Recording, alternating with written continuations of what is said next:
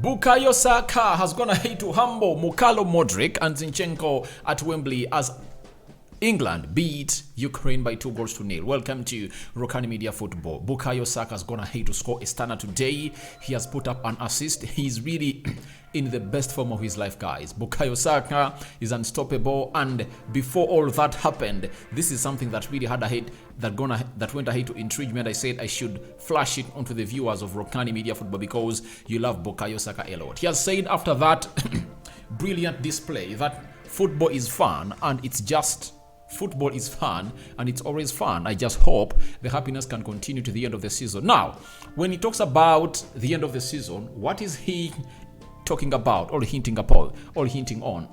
He's hinting on Arsenal, that he hopes the season ends when Arsenal have won the Premier League. And it shows you that this lad, known as Bukayo Saka, is not only focused onto what is happening down at England, but what a season they are having at Arsenal. He wants Arsenal to be among the teams that are really going to lift the Premier League trophy, because the end of the season is going to be climaxed by the trophy that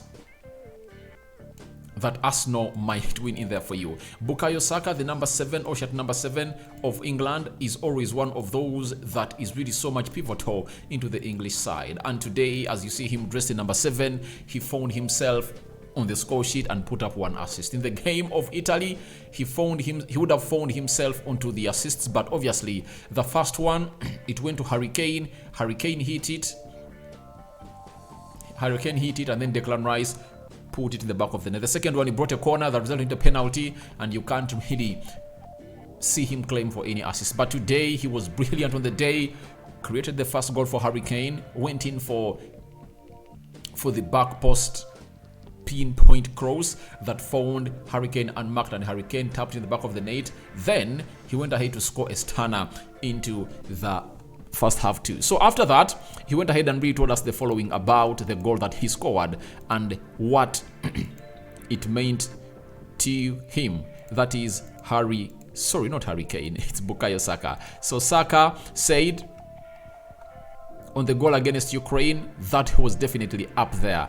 As soon as it left my foot, I knew it would be on target. So it was one of my better goals. Jordan Henderson gave it to me, and I knew straight away I was going to shoot. He was talking to BBC via arsenalbuzz.com. That is Bukayo Saka for you. Now, if at all you remember the goal that he scored against Manchester United, you remember that goal very well. Is the same goal that is going to hate to really score against Ukraine, and he's mastering the craft. That's it. He's mastering the craft. That is Bukayo Saka, and the goal he scored has seen him get involved in 23 goals in his last 34 appearances, both for England and Arsenal, scoring 16 goals while providing 7 assists. Dreamy. That is Bukayo Saka, and he's really having a very magnificent season, because at Arsenal he has scored 12 goals in the Premier League and put up 10 assists. Those are 22 goal involvements for England.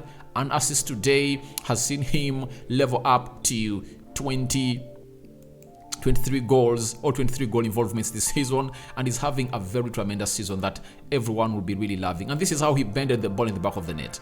That is Bukayo Saka bending the ball in the back of the net, and that is Bukayo Saka joining the league of the likes of Wayne Rooney in there for you. That is him celebrating. Those are the fans of Arsenal. Sorry, these are the fans of England. Where are they? That is Bukayo Saka bending it low, then celebrating with his fellow teammates, the captain Declan Rice. I think there is a lot of connection between Declan Rice and Bukayo Saka, and this is going to escalate the links that are having him linked to a side called Arsenal, because he's so much linked to Arsenal. And then the fans of England, we are really celebrant of the goal of Bukayo Saka that he scored today, and that is how everything was down in Wembley. But Bukayo Saka scoring that goal, he has a record that he's really trying to go ahead and really reach on. He has said, they're telling us that this is Opta Geo, that age 21 years of age and 202 days, Bukayo Saka has scored 8 goals for England. Only Daxi Dean at 16, Jimmy Greaves at 16, Wayne Rooney had 12, and Mike Owen had 10. have scored more goals for the Three Lions of Busaka's age. So that means Saka has now scored 8 goals for England and is just 21 years of age. So he's really a revelation to that Arsenal side, and he really looks great. And to go ahead and really get out of this game of football injury free, that gives him a very good return to Arsenal at London Colney to start training, I think, on Monday or Tuesday as they prepare to host Leeds at the Emirates. You know that very well. So the England games are done. That means Ramsdale and Bukayo Saka are returning to the England side fully fit. They are not affected in any way, and they are ready to go in and do the needful for their team of Arsenal. And then this was Bukayo Saka's game. By numbers, he had 56 touches, 8 duels, 4 fouls won, 3 shots, 3 chances created, 2 big chances created, 2 successful tackles on, 2 crosses, 1 goal, 1 assist. He was fantastic yet again. That is Bukayo Saka, and to me, he was my man of the match on the day. But on the other side, there was Mudryk, who really had a very, very bad game, as you might look at him in there for you, failing to join Arsenal, and Bukayo Saka had to sit him down, as you see there. Saka just sat him down because Mudryk was playing as a left forward and Saka was playing as a right forward for England, and you know that they're supposed to be patrolling into that line together. So when you look at Bukayo Saka, that's him sitting down Mudryk. He humbled him at the Wembley and was telling him, you missed out on coming to Arsenal. Now let me show you what you're missing. Even at the national team levels, you've dropped deep in your form because you made a very stupid decision to go to Chelsea. And when you look at how Mudryk has gone ahead to deteriorate or to diminish in form, it really sends you a very important documented example that Chelsea has affected the career of Mudryk. Mudryk was not like that. He was not like that. He was a player that you would reckon with as far as playing those games of football are concerned, but he has deteriorated to an extent that he cannot even play 90 minutes for his national team, and he was taken off, for your information, as you see there, around the 60th minute. He had no impact on the play. He couldn't sit down any player. He has lost his touch. He has lost his touch, and this is all because of Chelsea, according to me. They need to put this boy back to where he deserves to be, and he found himself in a position of being humiliated today by Bukayo Saka, and obviously that's how everything went down at the Wembley Stadium. Mudryk came by numbers, 30 touches, 12 possession lost. Have you heard that? He lost possession 12 times. That is Mudryk. 9 duels contested, and he won only 1. That's very bad. 1 shot, 1 successful take on, 0 crosses, 0 chances created, and Mudryk failed to make an impact on the day. And it shows you how our future can be affected by making silly and stupid decisions. To me, if I told Mudryk, I would have stood my ground and said, all right, I'm going nowhere. I'm going to Arsenal. Accept the 95 million euros and put the salary on me, because Mudryk wanted to come to Arsenal. And if at all I was Mudryk, I would have done what Fabregas did. As Arsenal called in for a lot of money for Barcelona to purchase Cesc Fabregas. Fabregas said, I'm going to top on the £5 million. And if I was Mudryk, I would have told them £5 million, 5 million euros, I'm going to top up that amount of money because I'm going to be paid. That's it. So as it looks, England have gone ahead to demolish Ukraine by 2 goals to nil. Zinchenko had nothing to do because he was helpless. Few players in that team can match the levels of Zinchenko, but obviously I think they've kept the respect for the team. At least there is a very huge difference. From when they played in the Euros, I think they swallowed, were they 4 or 5-1. This time round, they've got only 2 into the back of the net. So to me, I think they're playing at the same stadium. That was Wembley. This time round, they found themselves in a position of really conceding only 2. And when you really look through the situation that is in Ukraine, they cannot play at home, and obviously they have not been playing football as a national team. It really shows you that there is a lot of disconnection there is no rhythm and stability in that team, because most of the players play for Ukraine teams. You know, few players play for teams abroad coming in from Ukraine. So to me, I think they did their best, but they had chances to score, by the way.